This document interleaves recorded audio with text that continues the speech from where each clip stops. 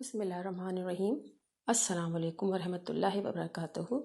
YouTube کے al Bashir Islamic channel سے آپ کی بہن فرزانہ بشیر آپ سے مخاطب ہے۔ آج میں آپ کو قربانی کے حوالے سے رسول پاک صلی اللہ علیہ وآلہ وسلم کی اہم سنتیں بتاؤں گی۔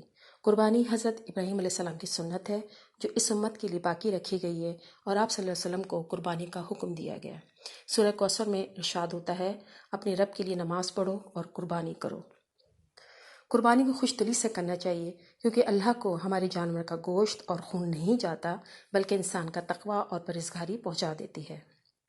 اس میں دو نمائش کا پہلو نمایاں نہیں ہونا چاہیے، حیثیت کے اعتبار سے قربانی کی جانی چاہیے۔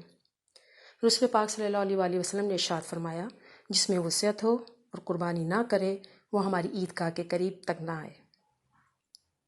قربانی کرنے والے حضرات کے لیے ایک اہم بات ہے، وہ اس کو لازمی سن لیں کہ جب عید کا چاند نظر آنے سے پہلے بال اور ناخن تراش لیں، یعنی کہ ذی الحج کا چاند نظر آنے سے پہلے۔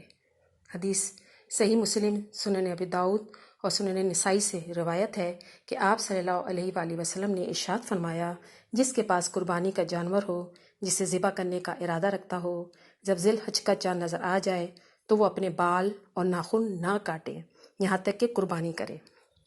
یعنی کہ اپنے بال اور ناخن آپ اس وقت کاٹیں گے جب آپ قربانی کر لیں۔ یہ بہت اہم ٹاپک ہے۔ ایک بار صحابہ نے عرض کیا، یا رسول اللہ صلی اللہ علیہ وآلہ وسلم، قربانی کیا ہے؟ آپ صلی اللہ علیہ وسلم نے فرمایا، تمہارے باپ حضرت ابراہیم علیہ السلام کی سنت ہے۔ لوگوں نے عرض کیا، اس میں ہمارے لیے کیا ثواب ہے؟ فرمایا، ہر بال کے بدلے میں نیکی ہے۔ افضل قربانی وہ ہے جو با اعتبار قیمت اعلیٰ بھی ہو اور خوب فربا بھی ہو۔ حضرت علی سے روایت ہے کہ آپ صلی اللہ علیہ وآلہ وسلم نے ارشاد فرمایا، ہم جانوروں کے کان اور آنکھ غور سے دیکھ لیں اور ان کی قربانی نہ کریں جن کے کان کا اگلا حصہ کٹا ہوا ہو، نہ اس کا جس کا پچھلا حصہ کٹا ہوا ہو، اور نہ اس کا جس کا کان پھٹا ہوا ہو یا کان میں سوراخ ہو۔